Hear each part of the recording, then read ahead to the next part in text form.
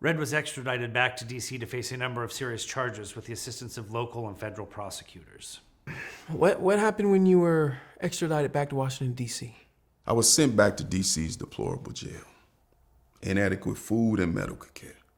Racist guards, and now juveniles were housed with the adults in the adult facility due to Title 16 law. Right. I heard about that law. But did you know it was enacted based on allegations that African-American teens in D.C. killed a Caucasian man during the riots? This law was therefore enacted for what the system considers to be us as super predators.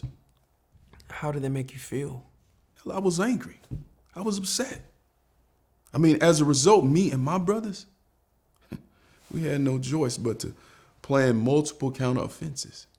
There was talk from jailhouse informants about Red and the other childhood friends planning something big, but we didn't know what it was.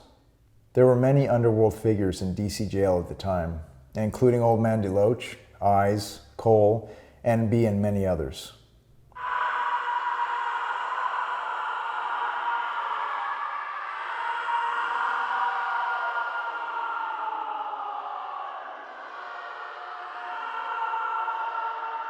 Well, Mr. Cadillac, I heard a lot about you.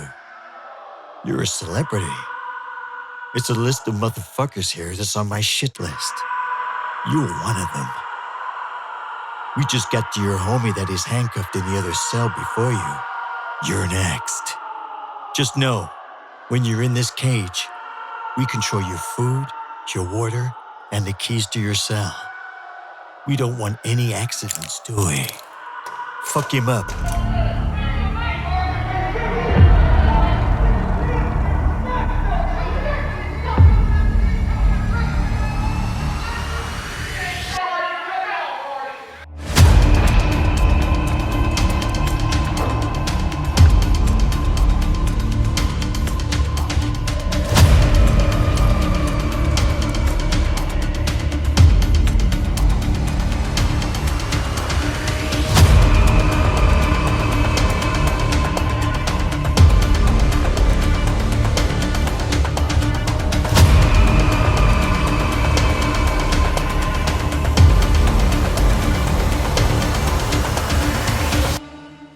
Then on October 2nd, we learned what Red's plan was, an escape.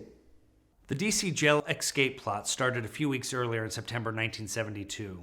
It's alleged that Red and a close comrade used jail and community resources to mastermind their escape. Everyone, including the guards, watched Monday Night Football. A perfect escape opportunity presented itself.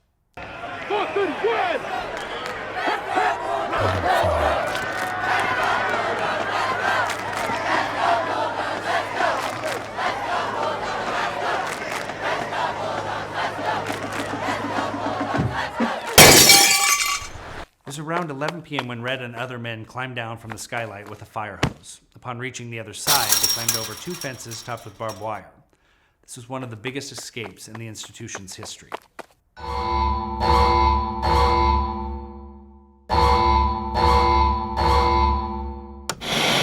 On the night of October 2nd, 1972, notorious crime figure Raymond Cadillac Smith and 7 others escaped from a D.C. jail window. D.C. police are investigating and working alongside other jurisdictions to locate these men who are suspected of being out of state. There were 7 others that escaped with you. I can only speak for myself.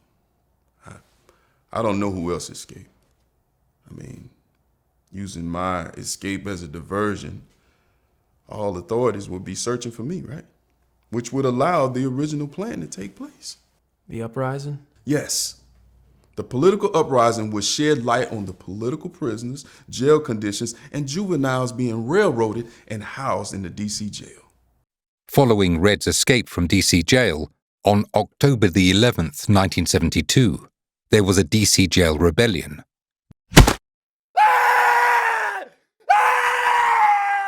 Guards were overpowered with knives, windows were broken, fires were started, and prisoners of war were captured. For all you motherfucking pigs outside, if any of you come in here, it will be a bloodbath. Your director and other correctional officers are hostages. It's your blood if you don't meet our demands. Kenneth Hardy, the director of corrections, was one of the main hostages. Because of outside interventions and community support, this uprising lasted 22 hours. Supporters like Shirley Chisholm, D.C. delegate Walter Foundry, D.C. School Board President and soon-to-be Mayor Marion, Petey Green, eased tensions. As a result of the opportunity to air grievances about the jail and assurances that no other reprisals would be meted out, D.C. jail representatives were bused to the courthouse for these talks. Educated inmates told Judge Bryant about the jail's overcrowded, inhumane, and deplorable conditions. The uprising resulted in officials examining the conditions of the old D.C. jail, finding a budget, and agreeing to terms that led to policy changes and the construction of a new jail.